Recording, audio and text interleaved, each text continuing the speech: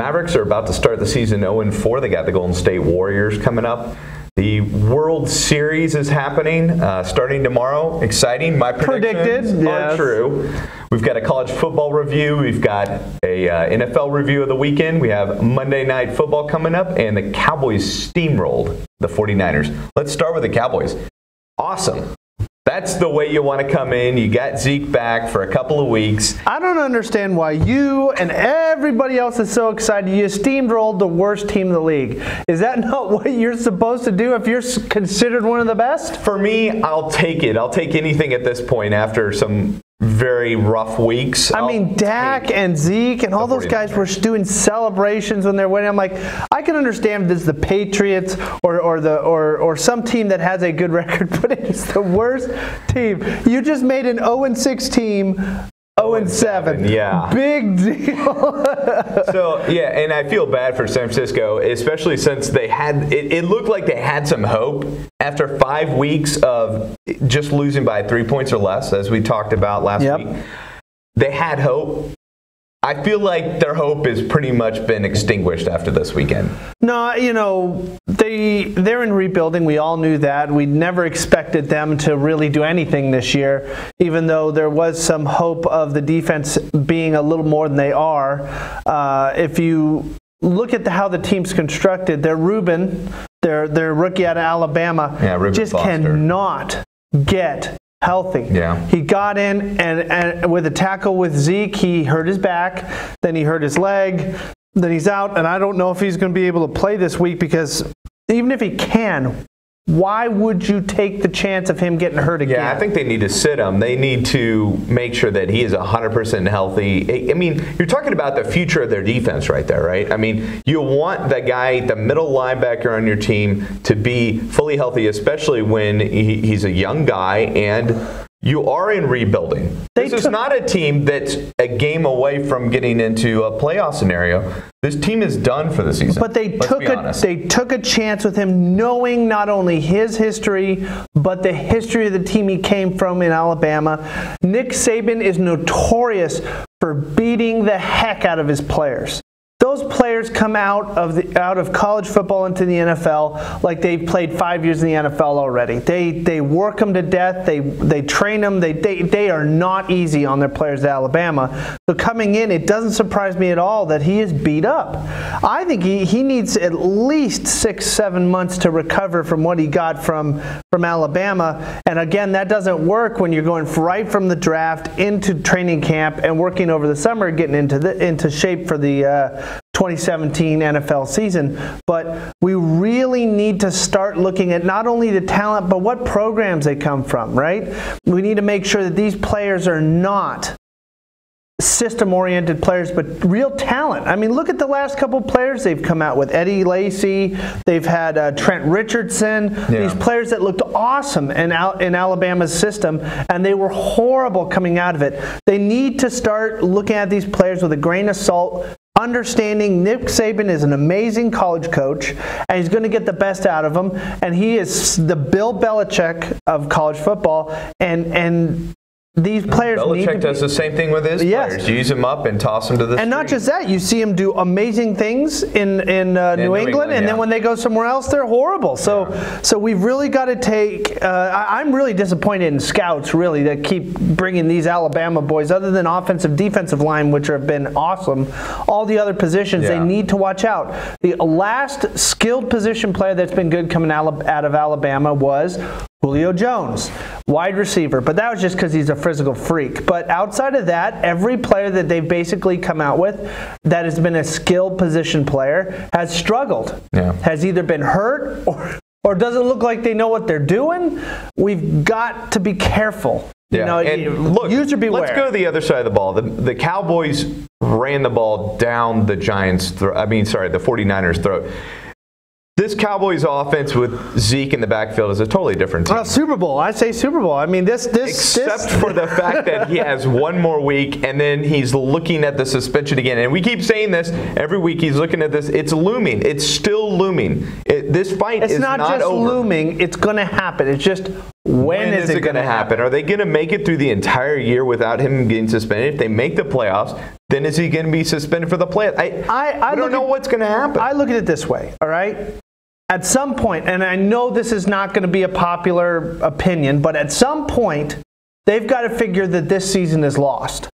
And if they're going to lose Dak, Zeke, you might as well lose him in a lost season than lose this season because of all this doubt and all this controversy and all this drama going into 2018 and then lose him for the first 6 games. Yeah. So now you've ruined 2 seasons because Morris is not the same back as Zeke Elliott. But the question becomes, and it's not that he's not innocent or guilty, it's he's going to serve it. Now the NFL, he has made the NFL upset, and they're not going to drop this bone, right? They've got it in their mouth, they're not going to let it go. They've got to realize you got to take one for the team at this point, Zeke. You can't fight it because you can fight all you want this year, but you're going to serve that time. You're going to serve it, right or wrong, you're going to serve that time. And whether you do it now in a lost season or next year when you have a fresh start, it's up to you. Again, Dak, not wholly impressive. And obviously with the way Zeke ran the ball, Dak got a rushing touchdown. But throwing the ball, it's still a struggle. He's not a consistent, accurate quarterback. He just isn't, and it's definitely not consistent downfield. But we see the safety blankets coming in handy. And Jason Witten has had a huge year so far for him. I mean, well, where else are they going to throw it? Based on last year, we didn't know if Jason Witten was going to be done. And he still looks like he can keep doing. He's like the Dirk of the Cowboys. He just looks like he can keep doing the same things year after year after year until he just decides that I don't want to do preseason. And what's interesting is Jason Witten reminds me of a college tight end that we'll be talking about in one of the segments coming up when we break into college football. But I really think that we need to be careful not to overhype ourselves on the Dallas Cowboys every year.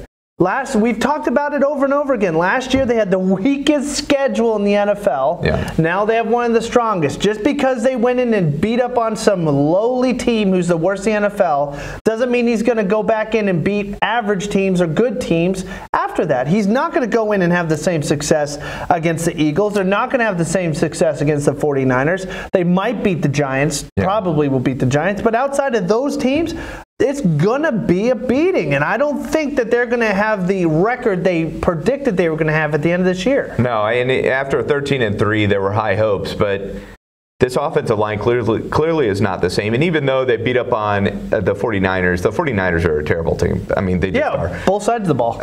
We're going to see much different competition going forward in the season, and if Zeke can play one more weekend and play at the level he played this weekend, they could be over 500 next weekend. But then, assuming that the suspension comes back into play, now you're going with Alfred Morris behind this offensive line against much stiffer competition to finish out the season. I don't know where you see this Cowboys team. I think they may end up finishing the season at 500. I don't think that's enough to get them into the playoffs in the NFC. Let's break down, because we're running out of time for this segment, but let's break down a team that I think looks as good as the Cowboys did last year, and they don't have the easiest schedule in the world, but that is the LA Rams.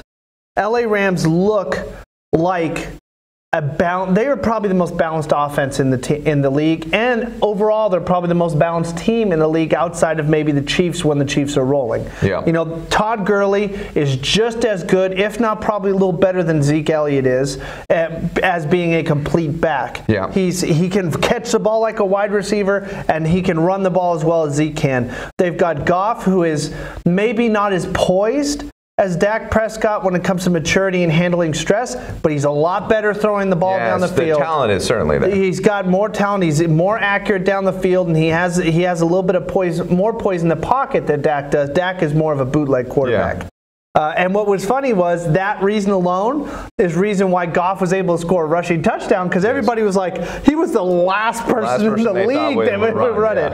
And then they've got some talented young wide receivers for the Rams. So I'm more excited about that offense, to be honest, than the Cowboys, because the Cowboys did, again, get their numbers boosted last year. Yeah, and then also the Rams, they have had to play in London a couple of times. This was their first win, third time's a charm, but that was a huge win for them. I think not just because they're playing against a in division rival, but also because the Cardinals are expected to be a very good defense, and the Rams really kind of just ran over them. Yeah, and just a very impressive win.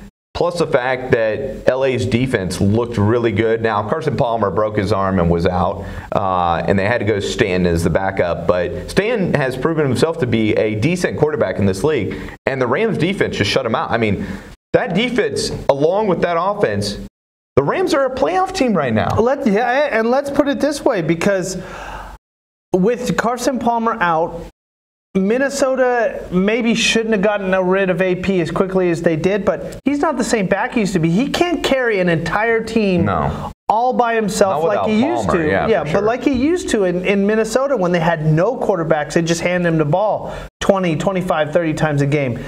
They gave him 11 times this game, 1.9 yards per carry. Yeah. It was horrible. Granted, the Rams have a great run defense. Yeah. But when Adrian Peterson was making having those huge years and having those big games in Minnesota, growing up as he in his prime, he had one of the best offensive lines in front of him, and I don't think you can make that same claim with Arizona. No, not right now. But Arizona has really disappointed this year. They were expected to be a breakout team like they were last year. Even though they're starting quarterback, offensive weapons were all there to start the season, and now they're all gone. Yeah, and then Johnson got hurt, and Palmer hurt. I think their wide receivers depend on Palmer being able to get the ball down the field. Even with Stanton, I don't think this offense will be able to move the ball like we were discussing this a little bit. Larry Fitzgerald is a Hall of Fame wide receiver. Yeah,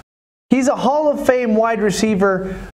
Granted that he's never had anybody outside of Warner and Palmer who can get the ball to him. Yeah. That's the reason why he's a Hall of Famer. You look at Dez, and Dez has had two decent quarterbacks, and most of his career was with Tony Romo, who was really good at throwing the ball down the field. But Larry Fitzgerald had a Hall of Fame career, is having a Hall of Fame career, with no one throwing the ball. Yeah. So I really think that Carson Palmer's injury is going to have a massive effect, because now the entire wide receiving core is now relatively made mute, and now they're going to have to lean on Adrian Peterson, who is not the same guy and doesn't have an offensive lineman in front of him who can just drive people off the line. I agree. And when we come back, we got Monday Night Football preview, and then we've got college football, and then we'll have a call-in from Jesus Ortiz to talk about the World Series and the Astros point of view. We're so excited to invite you to our Stacy Furniture Anniversary Sale. Save today on Stacy's outstanding selection, up to 50% off select items throughout the store. Now's the time to buy that new bedroom, living room, or dining room suit. You can't beat these prices anywhere. Name brands like Bernhard, Hooker, Universal, and Cheryl, all on sale today. It's Stacy's Anniversary Sale. Only happens once a year. Shop Stacy's today or visit us online at stacyfurniture.com. Remember, when you're shopping at Stacy's, you're shopping with family. So Monday Night Football coming up tonight. We've got the in-division rivals for the Cowboys, the Philadelphia Eagles, and the Washington Redskins. This is a huge game for both teams. The Redskins, if they lose this, they'll move back into basically a tie with the Cowboys. If the Eagles win this, they push themselves. They'll fly, Eagles fly. Yes, to the very front of the line in terms of the way to playoff victory. position.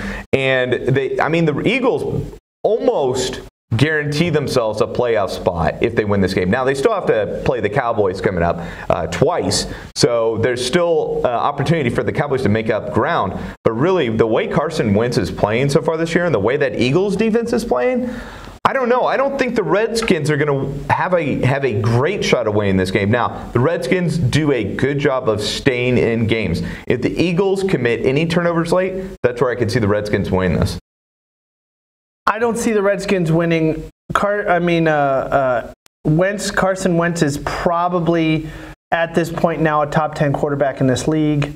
It's only taken him 2 years to get there, which is absolutely amazing. But, he's someone that I've had my eye on, and you've been on the receiving end of me saying he's probably the best quarterback in the NFC. and the NFC East especially.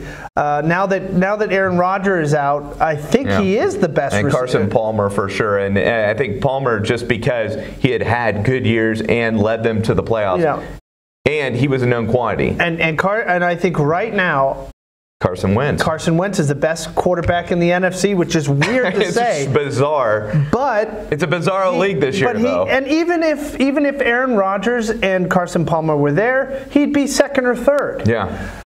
And this is showing, really, that outside of talent, that system that you were learning in college helps you at the next level. He came out of North Dakota State with his pro-style offense, where they taught them how to read, and he actually got to make a lot of the play calls in that college. So the problem ended up being is that a lot of these quarterbacks coming out run these college run and gun Red Raider, or was it run and gun? Yeah, modification of a West Coast offense, and it doesn't translate. Wentz is used to being under center as well as shotgun, and to be honest, it's easier to go from under center to shotgun than the other way around. So I really think that this is going to be more of a route than people believe. The only thing that's going to keep the Redskins in is the fact that they have a decent defense. Yeah.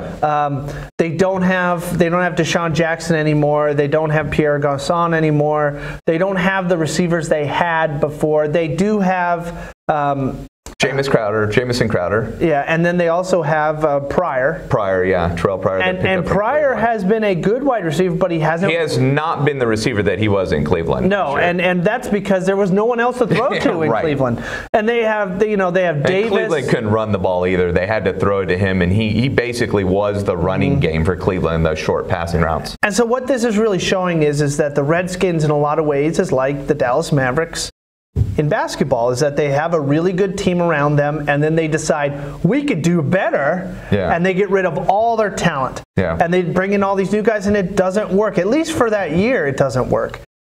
They've got a good core to work around. I think defensively, they're definitely on the uptick. But at this point, this is a team that's not ready to play the Eagles. The Eagles are, I think they're far and away the best team in the NFC right now. It would be really hard for me to argue. Doesn't it? It really hurts me as a Cowboys fan. But look at what the Eagles are doing, especially with the run game, because they have not had Darren Sproles this season. And they have Blunt. They brought in Blunt from New England, and they've been running a completely different style of run game than they were last year, and it's working. I really think we need to give all credit to Doug Peterson, the new quarterback, or the new coach for the Eagles that has been, I think this is his second year. Yeah. He really, he was a quarterback and a quarterback coach, and then became an offensive coordinator. But a lot of times you see these offensive coordinator slash ex-quarterbacks that come in, and their team is just god-awful in the run game and on defense. And that's not the case, because one of the things not very many people are talking about is that Eagles defense is probably as good as the Redskins defense.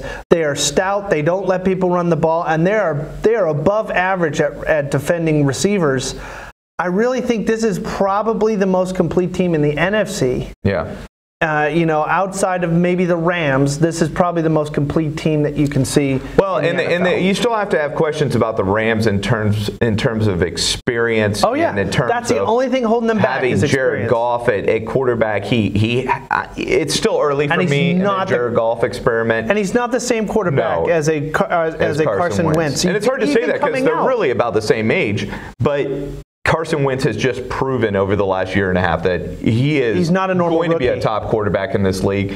He's got all the physical traits. He's got the capability to stand in the pocket and make all the throws. He looks like a winner. Now, the one thing that I would say that is going to hurt and really not help the case for the for the Redskins is Josh Norman. Yeah, he's out. And he has been, like he has claimed in the last couple of years, he's probably the top corner in the league. Yeah, Darrelle Revis has significantly fallen off. Yes, and what number 25 out of Seattle isn't quite the cornerback he used to be. Yeah. Now, the question becomes, can they lean on this defensive line to be able to put so much pressure on Wentz that the fact that they're missing Josh I think it's Norman. possible. I think Washington is going to get some pressure on Wentz, but Wentz has handled pressure so well this year. I don't see it becoming a major issue. The question is going to be, can Washington create turnovers? And they're going to have to create it by interceptions. I think that's the only way they're going to stay in this game. Having Josh Norman out is really going to hurt that opportunity for especially going against a team that has a 4-game winning streak. Because LeGarrette Blount just doesn't turn the ball over. No. And if the Eagles are able to manage the clock with their run game and commit to the run, I think Washington's going to be in trouble. I see Philadelphia winning this by 2 touchdowns. I can't say that I disagree with you. Which is surprising because Redskins are really usually able to stay in games, but I think the Eagles' offense is really going to come out and put it on the Redskins. I have a feeling that Kirk Cousins is not going to walk off the field going, do you like that? Do you like that? You like that. Now, he's not going to. But coming up next, we're going to be talking MLB. We got college football review of the weekend first. And then with the MLB World Series, we're going to have Jesus Ortiz calling in next.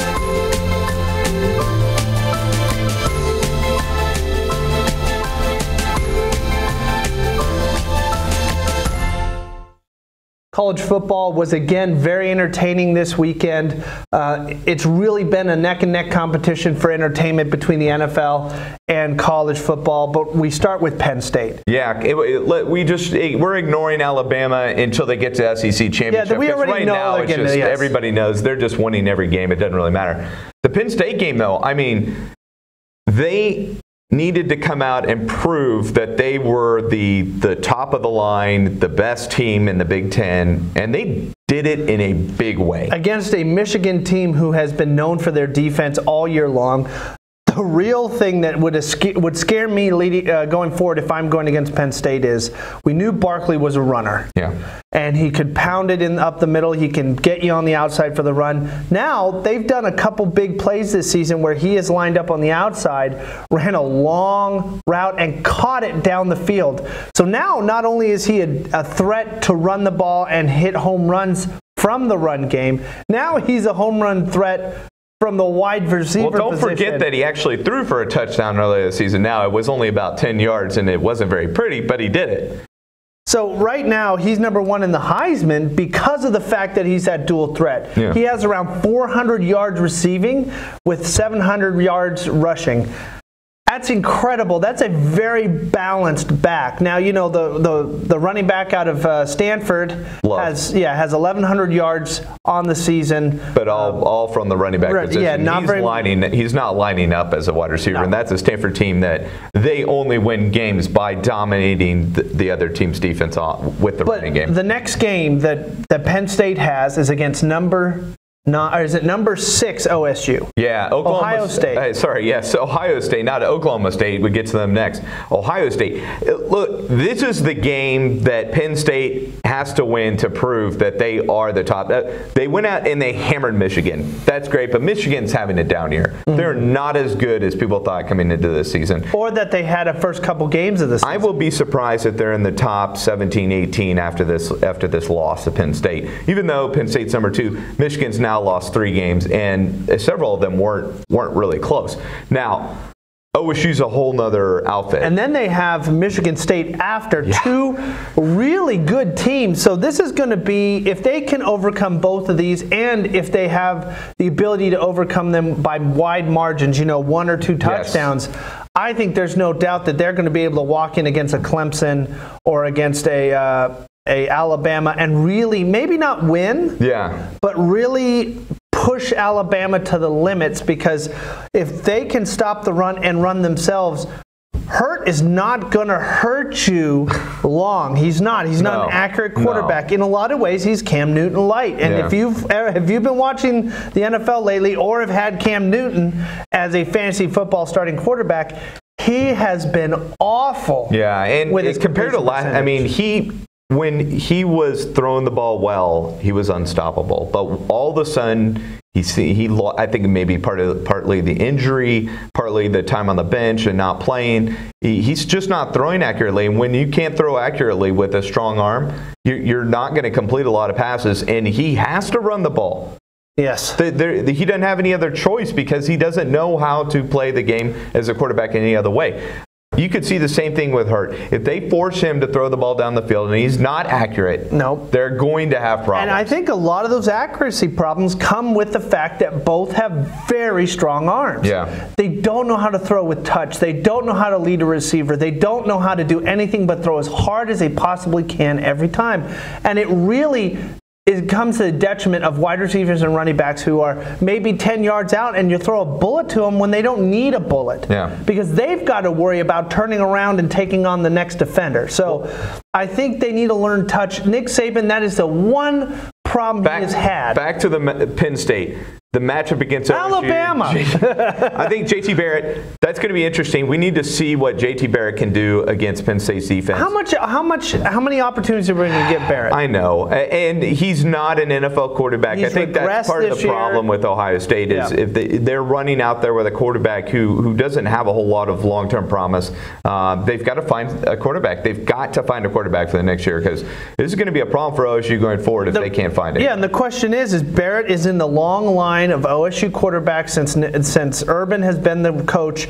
They are identical to each other. Yeah. They had Pryor, they had Bennett. They have all these guys that are run first, can throw the ball down the field really far, and are inaccurate throwers and the javelin throwers. That's all they really are, javelin throwers. So the real question is Urban good enough? And I mean minus the championships he has. But is he good enough to start developing quarterbacks that are not run first? Well, I think they're having the same problem that Texas had, and Texas played at OSU this weekend, and you saw Ellinger, if they can't run the ball, Ellinger's arm is not really good enough to win games for them. Oklahoma State is not known for being a great defense.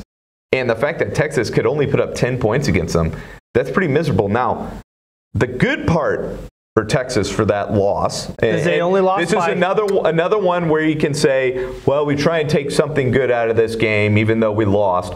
They lost by 3. They slowed down OSU's offense. And that's pretty impressive because OSU's offense has been unbelievable up to this point in the season. And now that Texas has kind of written the script on how to slow them down, what does OSU do now? Because they've got a huge game against Oklahoma coming up. And then they've already played TCU. Yes.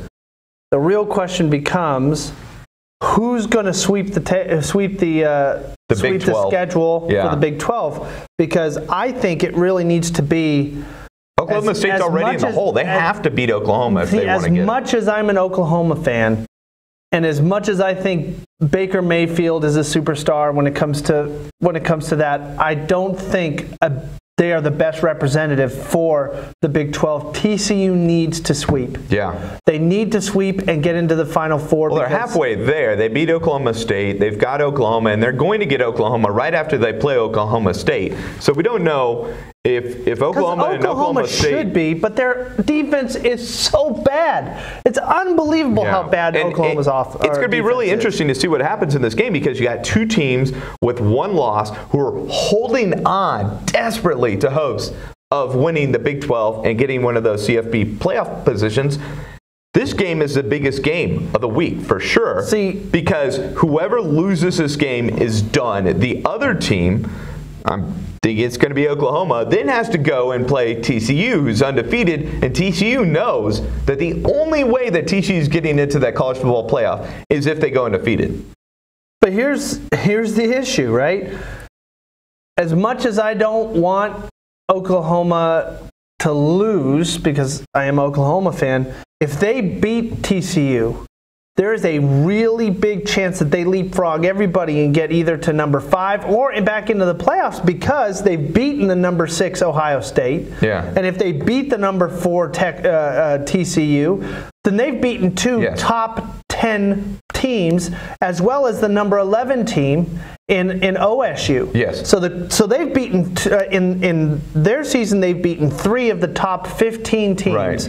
That should leapfrog them. But like I said, they don't deserve it at this point, because I think teams that are going in to the Final Four need to be teams that are going to be able to do something in the Final Four. Yeah, and my fear would definitely be that if they got the 4 spot and they play Alabama in that first game, there is nothing their defense can do to stop Hurts and that Alabama offense. That Alabama offense may end up with 40 minutes for the game. They may not let Baker Mayfield back on the field. Yeah, because Baker can score with anybody, and that offense can score with anybody. The problem is, let's say they stop Baker on one drive. Yeah. And let's say they were going score from score. That's game, because you're not going to – that OU defense is not going to stop anybody. No. So, especially Alabama. Like I said, as much as I want that to happen – people in the Big 12, you got to support the fellow Big 12 teams, even if it hurts you as a fan of your fellow team. We need to hope that TCU beats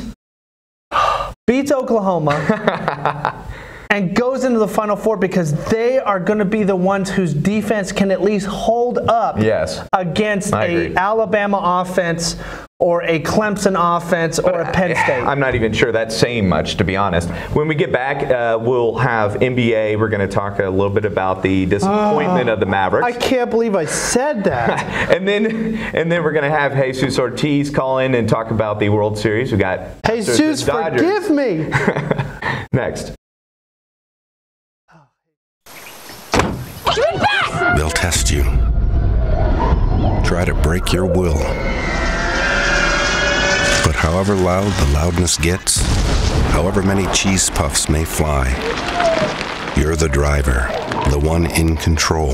Stand firm. Just wait.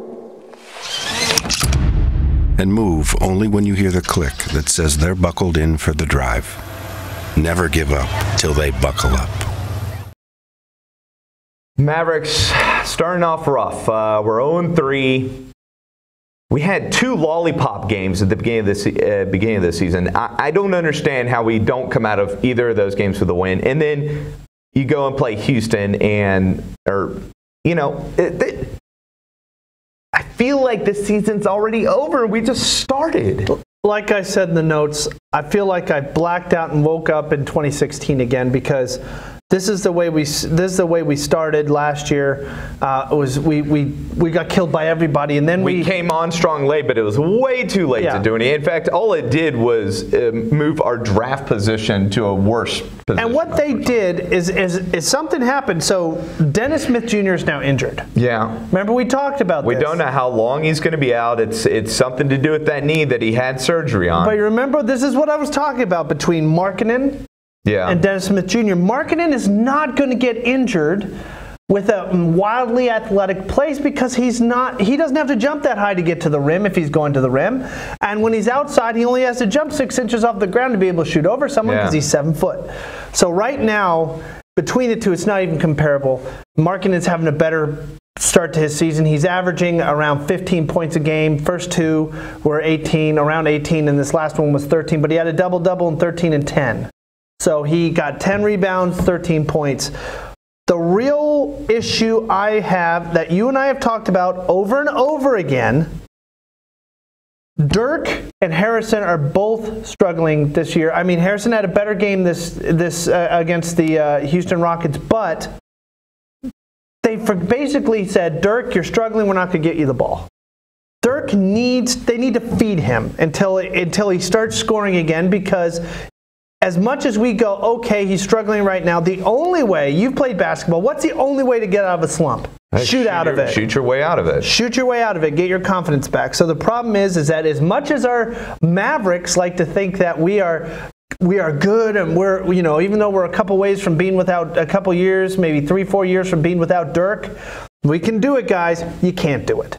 Dirk draws so much attention, and when he gets the ball and he's shooting, he's a game changer. So even at his advanced age, so my problem is either feed him or get him off the court. Yeah.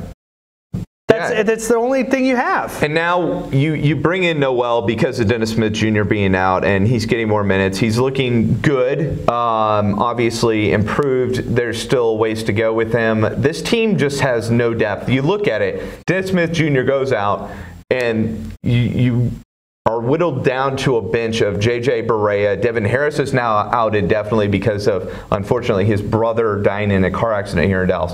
Prayers are sent to you. Yeah, absolutely. But you're without half your bench now because one of them has to start. And half your bench is under 6 foot. Yeah, and that's also part of the problem is you have all these point guards who are shorter. They're decent scorers, but defensively, they're just going to get killed. They have nobody from their bench who can really stop anybody in the paint. Matthews is not having a good year. Do you sit him? Because then that's your only defensive player on the field. No. Finney Smith. Finney Smith is the best defender on this team. But he can't score at all. But what you just said is we have scorers and we struggle on defense. Yeah. So you bring in, and that's all that Wes Matthews is doing right now, right? He's not scoring. Yeah. And he has the 14th most turnovers in the league right now because he's, for some reason, they decide to make him the point guard for half of the game where he just turned it over half the time. So the question is, take him out. You're not losing any offense. Yeah. Other than the fact that Finney is not going to take as many shots. Yeah. Right. So you bring in Finney, who is what Wes Matthews used to be in Portland when it comes to a defender. Right. The 3-and-D. Yeah, 3-and-D, but I mean Finney's mostly just D. Yeah. So, but that makes sense. You're hoping that the 3-point shot, starts taking hold, but it hasn't yet. My issue is on Friday night they decided to go with the lineup we said they need to go with. Yeah. Noel at the 5, Dirk at the 4, Harrison at the 3. Wesley Matthews at the 2, and JJ Barea at the 1. Barea, yeah.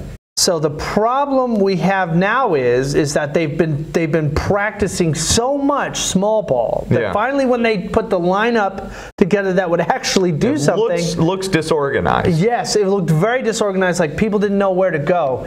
Dirk did because he's played there his whole career, but the rest of them didn't. Harrison Barnes didn't know where to go because 3 position plays a totally different style than the 4. Yeah. 4's more back to the basket, try to get the guy to bite on you. You get around him because you're quicker, even though you're smaller, and you get to the basket. Or you fake, he bites, you shoot. Well, even with the way the offense rotates and picks and everything, you're talking about a guy at 3 who's not used to being picked 4. He's used to doing the picking and then popping, versus now he's coming off of picks from Dirk.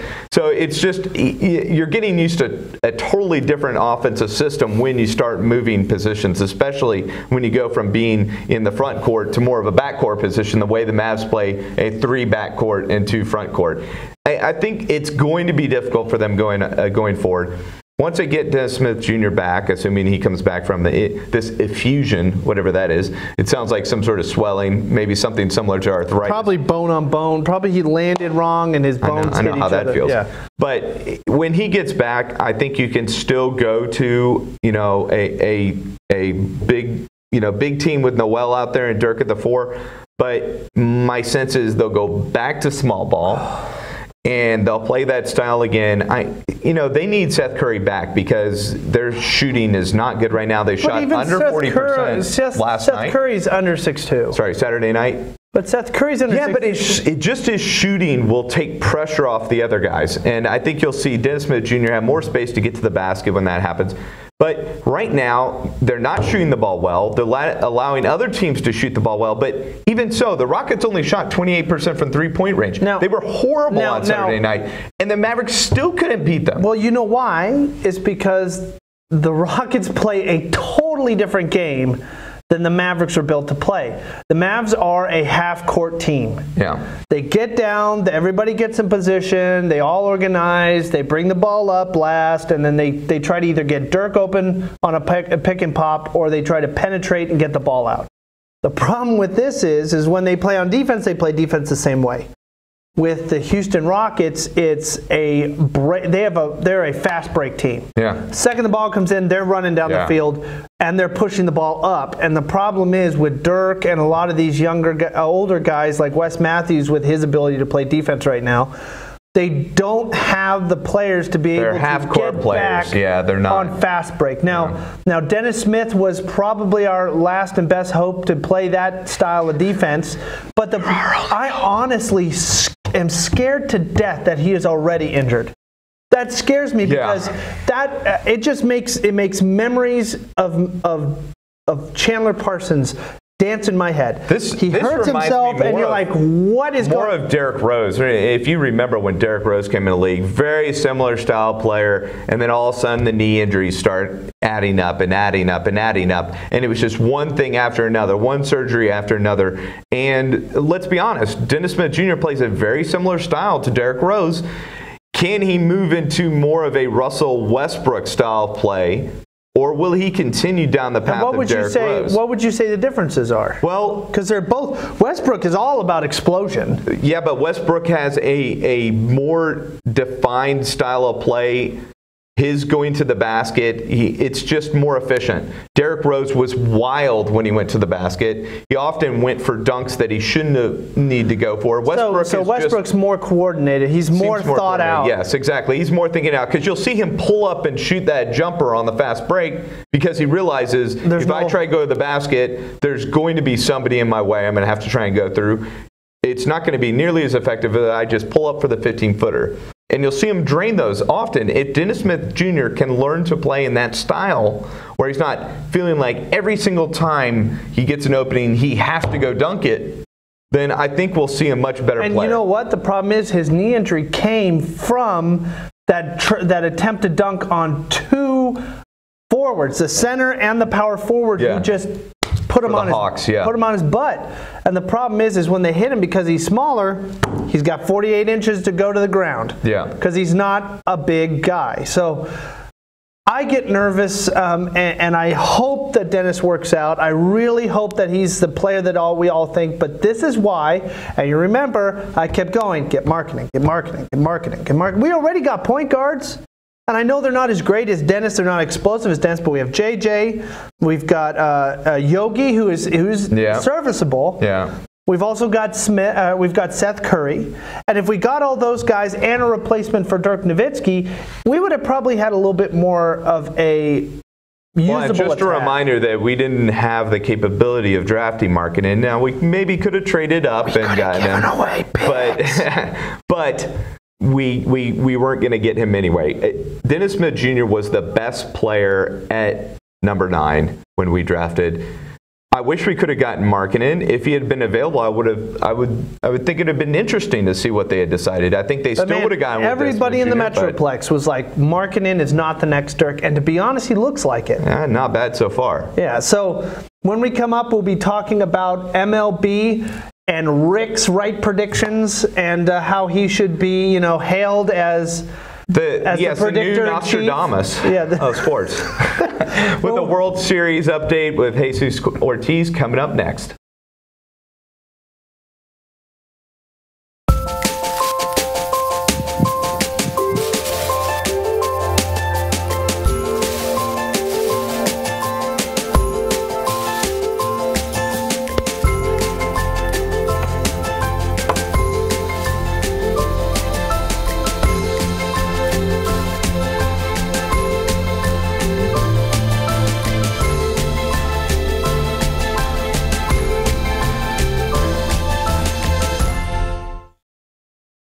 And we're back. We've got Jesus Ortiz, a columnist at the St. Louis Post-Dispatch.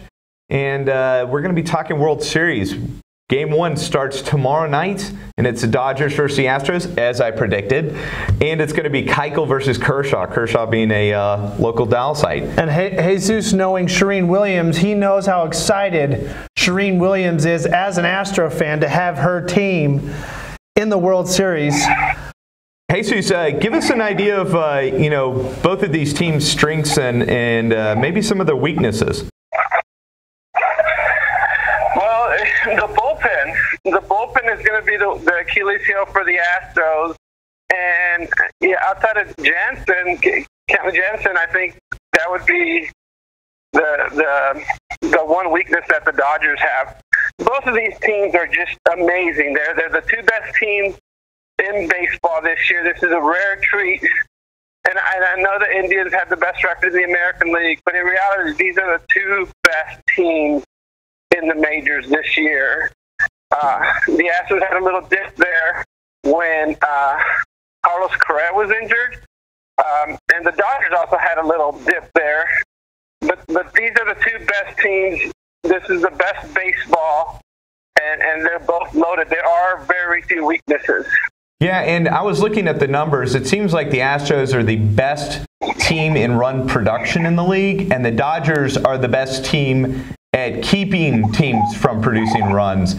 So it seems like it's the offense versus the defense here in this World Series. So the pitching staff of the Dodgers, they're going to have to pitch their best, really, to keep this Astros team off the board. No, absolutely. But what we saw in the American League Championship Series and what you see throughout the playoffs, pitching wins.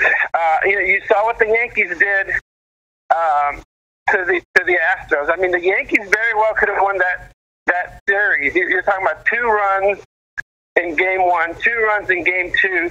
In both those games, the Astros defense saved a run. So it's not like the Astros have been crushing the ball in the ALCS.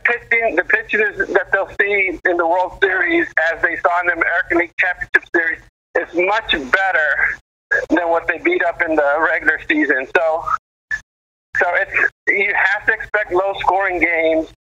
And I'll tell you what, the Dodgers, they beat up on the Cubs, but they're stepping up in class against Verlander and Keuchel and McCullers. So my question is with, of course, a lot of people disappointed that the Yankees lost, and granted that the Astros were the better team. In the past, you've had some smaller market teams make the World Series, and the ratings have been low. Do you think the LA market and the fact that the Dodgers are a very popular team, do you think that's going to make up for those ratings that will be lost from the Houston market? Because it's honestly not the biggest market in the world. Not for sports.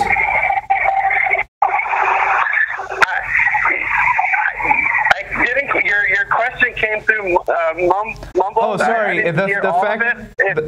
The fact that the New York Yankees market, if they had gotten into the World Series, is considerably larger, nationally than the Houston, especially for the Houston Astros. That market.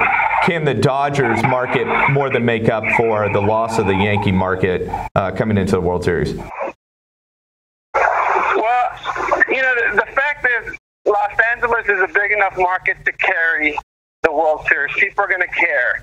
But also, the Astros have some of the best names in baseball. So you have all of Detroit and Michigan, and all the Tigers fans are going to be interested because of Verlander.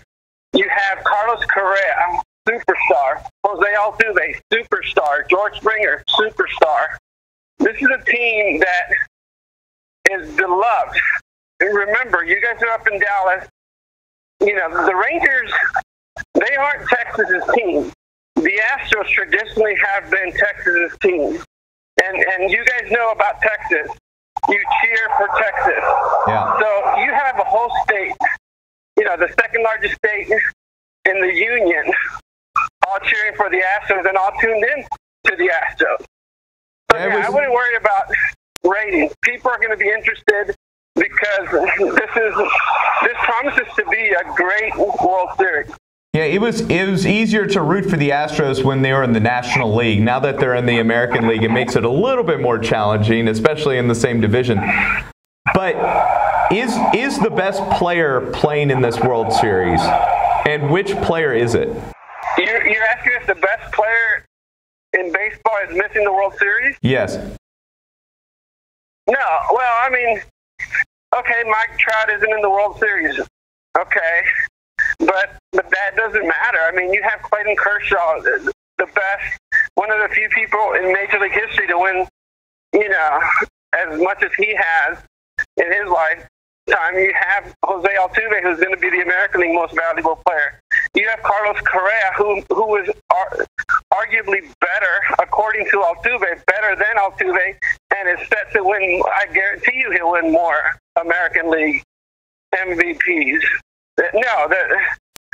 Yes, Mike Trout, in my opinion, is the best player in baseball, but Correa is right up there with him.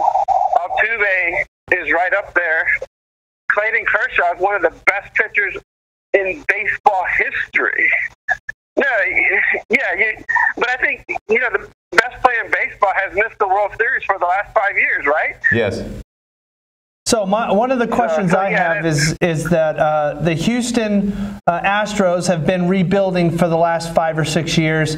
They've done a great job, brought a lot of good talent from their development leagues. They've done a lot of good trades to bring in at least semi-young talent.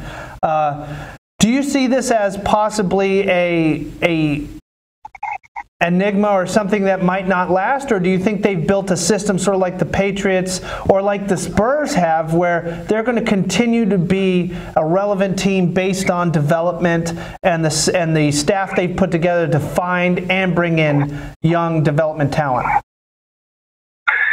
If you'd have asked me this question last year, I'd have said yes, guaranteed 100%. They're set for success. But I was fooled last year by the Cubs. I wrote, the Cubs are a dynasty in the making. They're going to win, and they were horrible this year. They got into the playoffs because they played in a weak NL Central. The Mets. Remember the Mets? We talked about the Mets a couple of years ago when they went to the World Series, and we talked about the young pitching. Yep. What happened to the Mets? We don't know. That's the beauty of this game. But with all that said, I've covered Major League Baseball for 2 decades. This is the best team that I've seen come out of Houston ever. This team is built to last. You have Altuve, Correa, Springer, Keuchel, McCullers under control, team control for many years. Verlander under team control for 2 more years after this. McCullers, these guys, the superstars won't be up for arbitration for 3 years. So yeah, absolutely. And their farm system is loaded. There's a kid, and I hope I don't get this name wrong, but Forrest Whitley, I think his name, young kid, out of he's going to be the next Clayton Kershaw, they say. Better numbers than Kershaw at that same age. So no, the Astros aren't going anywhere. I mean, you folks down in Arlington just assume the position for the next decade. You're going to be looking up at the Astros. Oh. Well, it's obvious that he has no love for Dallas. We'll just enjoy watching Adrian Beltre and Elvis Andrus play together and hope that lasts as long as possible, because I agree. I think the Rangers have not put themselves in the greatest position. And it looks like the Astros really could have a dynasty in the making, and of course... And the Rangers could have. They missed their window. They could have built a dynasty, but they missed their window. Well, here's the problem for the Astros, though. They're in the one league where the people they beat in the ALCS, they're looking like they're going to be a young dynasty. All those guys that the Yankees got, those stud prospects that the Yankees got in those trades when they were trying to take a step back last year, by last year, 2016, they haven't even started to make an impact. So the Astros are great. They're destined to be an AL West champion for a long time. And similar to the Rangers little sketch, when they had their run. The only problem for the Astros is so are the Yankees. And the Red Sox, they always reload. Yeah. I'd have, if the Astros were in the National League, I'd feel a lot better about telling you that they were going to be a dynasty for a long time. But it's so hard to win. And that's why this moment is so precious for the Astros, because you really don't know when they'll... it's been 29 years since my hometown Dodgers were in the World Series. They've been in something like, is it 5 NLCS just in the last 10 years. Yep. Nothing's guaranteed. No matter the Astros have like what you would consider a very, very small payroll compared to the Yankees, compared to the Red Sox, compared to the Dodgers. So, the Dodgers, with all their $200 million payrolls, this is their first World Series since 1988. Nothing is guaranteed. You could have the best pitcher in the major leagues, and there's no guarantee. Look at Clayton Kershaw's history. He's the reason that they could have been in multiple World Series, and he's also the reason they didn't get to him. Yeah, and it'll be interesting to see what Kershaw does tomorrow night against this very potent Astros lineup. And then, of course, you got Hill and Darvish after that. It's not going to get any easier for the Astros. They've got to get at least one of these wins against the Dodgers' top three if they expect to get out of this series. So what do you see as a prediction so far on this World Series? Even though it hasn't started, how do you see this going? I think this will be a 7-game classic. I think the secret weapon for the Dodgers is Yu Darvish. I don't know if you guys surely remember this, but there was a year, and I think it was 2014, or maybe it was 2013. I don't remember, but Yu Darvish got 1 point, 1 vote. He was on one American League Most Valuable Player ballot, and it was mine because I saw that guy coming out from a perfect game and an inning from a no-hitter. 2 different starts against the Astros. This guy loves to pitch at Minute Maid Park. This guy loves to crush the Astros, and I'll be surprised if he loses against the Astros because this guy is it's the one guy the Astros have seen a lot, but it's the one guy that throws so many different pitches that, Yeah, the one thing the Astros have done well is hit that fastball, no matter how hard it's thrown. Having guys like Kershaw and Darvish that can throw a lot of different off-speed pitches is going to help the Dodgers for sure. That's what I think. So, I think this will go 7 games. I've missed one playoff prediction this whole postseason, and I thought the Nationals would beat the Cubs in the division series. Other than that, wild card, division series, league championship series, I've been right on every one, and I'm going to remain perfect because I'm not even going to venture a guess on who will win this one. Because I've got to make a guess, and I'm going to go Dodgers in 7. I hate to stretch it that much, but I think it ends up being Kershaw in Game 7 against Keuchel, and I think Kershaw proves that he's better than his playoff past. Okay, I wouldn't bet against it. You're putting a lot of money on a guy who really hasn't looked that good this postseason. He has not been Kershaw-like. And just a little thing on the side. Rick has an interesting take on what he thinks Yu Darvish is going to do this offseason. Well, I think Yu Darvish stays in L.A. I think it would be hard pressed for him to come back to Texas, but I'm sure the Rangers are going to try and go after him. But I know the Astros are going to take a look too. Well, many teams are going to take a look, but I wouldn't think Darvish will go to Houston because you have to keep in mind the Astros payroll is about to go up significantly this year, and they have Verlander already. They have Keuchel. They don't need a number, somebody like the Cardinals, somebody like the Rangers, somebody like the Cubs. They need Darvish. The Astros are set for bear, man. Their rotation.